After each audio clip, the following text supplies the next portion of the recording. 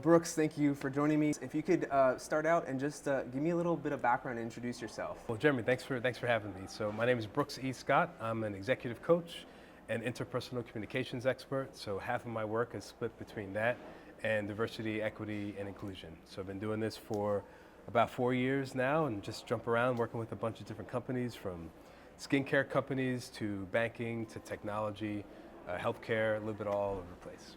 Well, I'm excited to dig into that a little bit, but first, you have a pretty varied background. I think you were a teacher for a while, and then you did some security detail, if I understand. Yeah. Can you tell me how you found your way into executive coaching and kind of thinking about interpersonal communication? Yeah, so most of my career was in bodyguard protection. So I was a New Jersey State Trooper for about 10 years. I worked on the protection team for Governor Chris Christie there. And I worked at Facebook, and I was manager of operations for the protection team for the CEO and COO of Facebook there.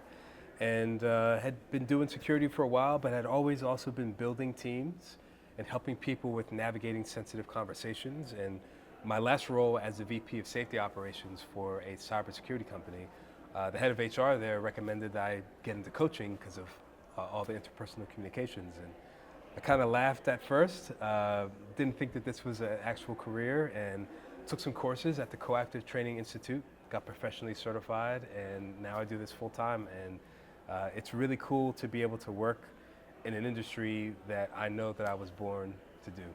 So we're here at TA Week right now. You're going to speak a little bit about unconscious bias. Can you tell me about unconscious bias? What is it? How does it impact the workplace and maybe hiring or talent acquisition broadly? Yeah, so the course we're going to do here is a little bit of unconscious bias, and also thinking about how that unconscious bias affects our hiring process. So unconscious bias is attitudes, beliefs, stereotypes that our brains harbor that come about groups of people that form outside of our own consciousness. And so as we think about the way that we are asking questions in interviews, these different kind of assumptions that we make about people based upon how they look, how they sound, where they're from, and how that is actually working against us as we're trying to build a more inclusive hiring process. And when you start working with a new company and they want to understand kind of some best practices around unconscious bias, what is it that companies can do to start thinking about this and improving the way that they're approaching this thing that we all have, it's unconscious, it's in the name. So yeah. I love how you said we all have it. Yeah. You have it, I have it. I teach this stuff for a living, and I have unconscious bias. And so I think the first step is finding some space for a conversation about it. So all of the courses that I teach, whether it's feedback and performance reviews or conscious inclusion and hiring practices, unconscious bias, values discovery, they're all conversational based. So this is not a lecture. It's not going to be me standing in front just talking at people. So we come together to kind of share some experiences and learn from each other along the way. It's just not about my experiences and what I think. We also can learn a lot from the things that you've been through and everyone in the workplace. Are there some concrete or specific tactics that hiring managers and recruiters can use to try to not fall into the traps of their own unconscious bias? Yeah. So we'll always fall into those traps. And so once we do, we can start to ask ourselves some better questions and start to ask people that we work with some better questions too. So one of the main tips that I'd like to share is I challenge myself and the people that I work with. What are the specific, actionable, and measurable things you want this person to do to show you that they are no longer being X? So for instance, let's take the word aggressive, which is a word that we use a lot of times to describe women in the workplace. It's a negatively correlated word for women in the workplace, where the positive correlation for a lot of men is ambitious and assertive. So if we're holding someone back from pursuing and making progress in their career, we ask, hey, what are the specific, actionable, and measurable things you want this person to do to show you that they're no longer being aggressive in the workplace? If we can't answer that question, it's probably coming from your bias.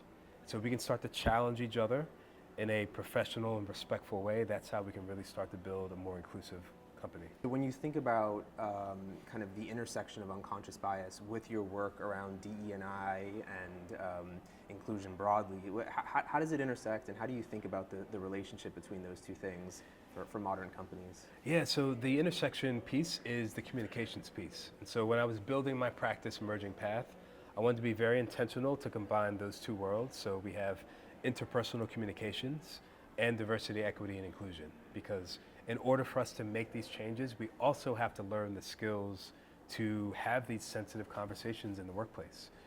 The way that I see it, we have two options. Option one, we learn the skills to have all of these conversations that we continue to avoid. Option two, we ignore it and pretend like it doesn't exist. There's no third option, there is no middle ground, and we've seen what happens when companies don't have these conversations. So part of my mission is to help people learn the skills and have the tools to have those conversations in the workplace. You're a coach as well, executive coach. What is your approach to coaching? How do you think about what does it mean to be a coach? Yeah, so for me, coaching is about honoring and recognizing where someone happens to be. I'm not a therapist. I don't have the training in that, so I can't go back too far. And so when I think of coaching, here's where we are. Doesn't matter how you got here, and there's the path that we want to get you to. So how do we merge the path from where you are to the one where you want to be? And that's actually how I came up with the name Merging Path for my company. So coaching is about forward action, present moment and forward action. And so how do we make sure that we can come together to help accomplish that? And it's also about learning how to ask the right questions. So I coach CEOs of billion-dollar corporations down to interns, different races, different genders.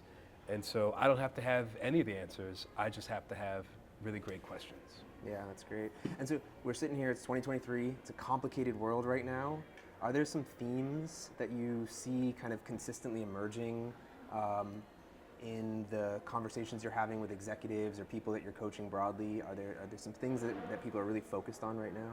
Yeah, I think every generation is kind of known for some kind of stereotype about them, generally speaking. And so what I'm seeing that's coming up in a lot of conversations is the notion that Gen Z, that's entering into the workforce, collectively is thinking about inclusion more than any other generation that's been coming up. And so, of course, there's always been pockets of people that have been thinking about inclusion, but now we're talking about neurodiversity and LGBTQ plus challenges, race, gender, disability in a very broad way.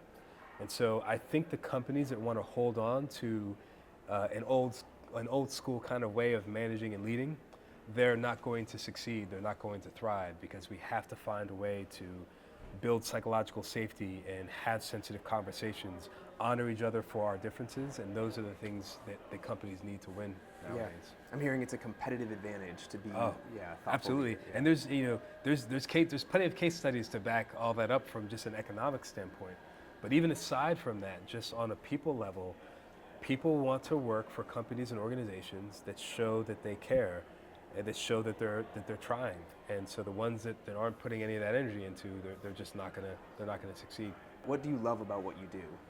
Yeah, so I remember the moment that I wanted to get out of the bodyguard world. I was at this conference, and it was right when Facebook was acquiring this large company.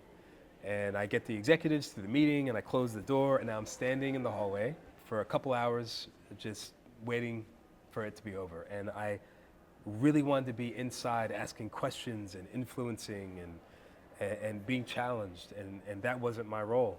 And so now, what I love about what I do now, companies are flying me all over the world to teach their leaders how to be better managers, how to be better executives, how to be better leaders.